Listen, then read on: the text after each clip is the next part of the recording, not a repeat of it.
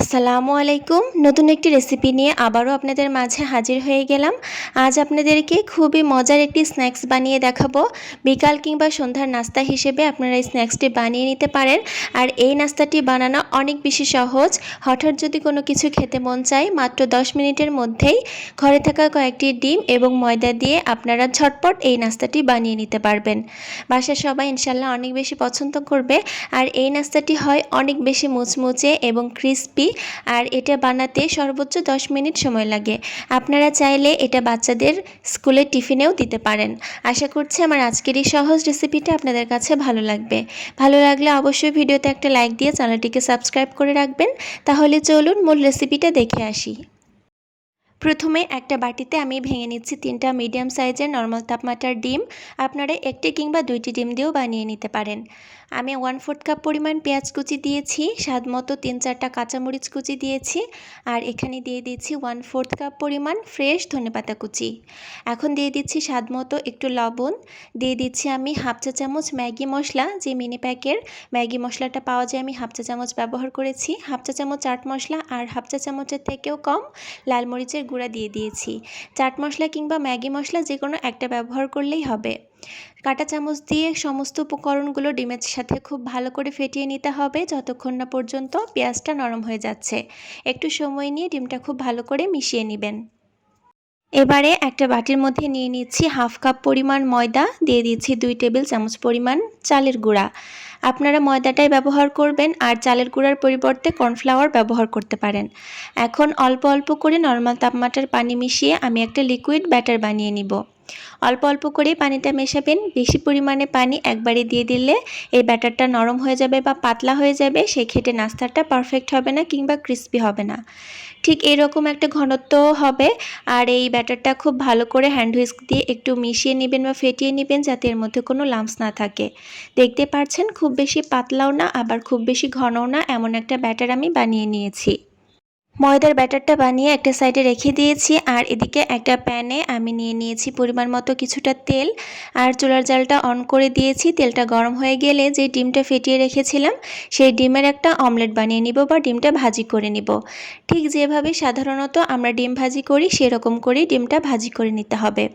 আমি পেঁয়াজগুলা একটা খুন্তির সাহায্যে একটু স্প্রেড করে দিচ্ছি বা ছড়িয়ে দিচ্ছি সব জায়গায়, যাতে পেঁয়াজগুলা একটা জায়গায় জমাট বেঁধে না থাকে। এখন এই ডিমের দুইটা সাইড থেকে আমি একটু উল্টে দিচ্ছি। দেখতেই পাচ্ছেন আমি দুই পাশ থেকে একটু ভাঁজ দিয়ে নিব, যাতে এই ডিমটা কাটার পর দেখতে একটা লম্বা টাইপের শেপ মনে হয়। আমি দুইটা সাইড থেকে ডিমটা একটু উল্টে এভাবে ভাঁজ দিয়ে দিচ্ছি, দেখে নিশ্চয়ই বুঝতে পারছেন। আর এই কাজটা একটু সাবধানে করবেন যাতে ডিমটা ভেঙে না যায়। এখন এই ডিমটাকে খুব সাবধানে উল্টে নিতে হবে। একটু কেয়ারফুলি ডিমটা উল্টাবেন, এই পর্যায়ে ডিমটা ভেঙে যেতে পারে, সেক্ষেত্রে কিন্তু নাস্তার শেপটা ভালো হবে না।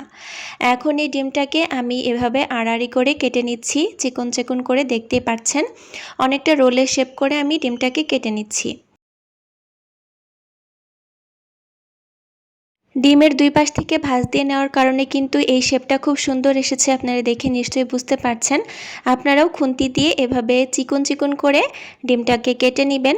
এখন এই ডিমগুলোকে আমি উঠিয়ে নিচ্ছি একটা প্লেটে, আর একদম রেডি এই ডিমটা নাস্তা বানানোর জন্য।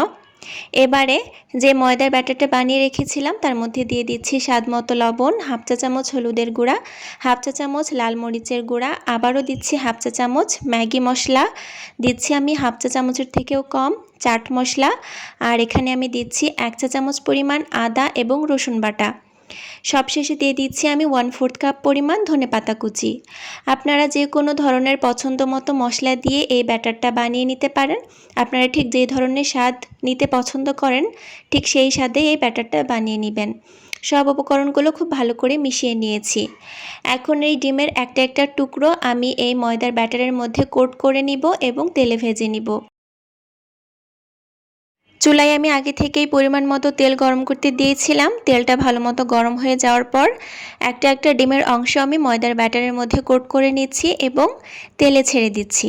তেলটা অতিরিক্ত গরম করবেন না, আর চুলার জালটা মিডিয়াম টু হাই থাকবে। লো আঁচে এই ডিমের নাস্তাগুলা বানালে এটা নরম হয়ে যাবে, ক্রিস্পি হবে না।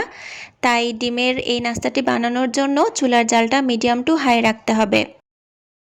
কয়েকটি ডিমের অংশ আমি ময়দার ব্যাটারে কোট করে তেলে ছেড়ে দিয়েছি। আর চুলার জালটা মিডিয়াম টু হাই রেখে এইগুলাকে উল্টে পাল্টে ভেজে নিতে হবে একটু সময় নিয়ে। যেহেতু ময়দার তৈরি এই নাস্তাটা অনেক বেশি ক্রিস্পি হয়, তাই একটু সময় নিয়ে ভাজতে হবে। খুব দ্রুত এগুলাকে ভেজে ফেললে বা কালার নিয়ে আসলে এগুলা পরবর্তীতে খুব দ্রুত নরম হয়ে যাবে। তাই একটু সময় নিয়ে উল্টে পাল্টে পছন্দ মতো কালার আসা পর্যন্ত নাস্তাগুলাকে ভেজে নিতে হবে। আমার এক ব্যাচ ডিমের এই নাস্তাগুলা ভেজে নেওয়া হয়ে গিয়েছে। আমি এগুলাকে এখন তেল ঝরিয়ে উঠিয়ে নিচ্ছি। আপনারাও এই ধরনের একটা স্ট্রেনারে তেল ঝরিয়ে নাস্তাগুলাকে উঠিয়ে নেবেন আর একটু ক্রিস্পি করে ভেজে নেওয়ার চেষ্টা করবেন। এরই মাঝে আমার প্রত্যেকটি ডিমের নাস্তা তৈরি করা একদম রেডি। আর দেখতেই পাচ্ছেন এগুলা দেখতে ঠিক কতটা লোভনীয় হয়েছে। যেহেতু এই ডিমগুলা ময়দার ব্যাটারে কোট করা আর সাথে চালের গুঁড়াও দেওয়া ছিল, তাই এগুলা খেতে কিন্তু অনেক বেশি ক্রিস্পি হয়। এগুলা দেখতে যতটা সুন্দর, খেতেও ঠিক তার থেকে অনেক বেশি মজার। বাচ্চারা তো বিশেষ করে অনেক পছন্দ করে। আর যেহেতু ডিমের নাস্তা, এটা কিন্তু অনেক বেশি হেলদিও বটে। আশা করছি আমার আজকের এই সহজ রেসিপিটা আপনাদের কাছে ভালো লেগেছে। বাসায় অবশ্যই একবার ট্রাই করবেন আর আমাকে কমেন্টের মাধ্যমে জানাবেন। নতুন কোনো রেসিপি নিয়ে আবারও হাজির হয়ে যাব। আল্লাহ হাফেজ।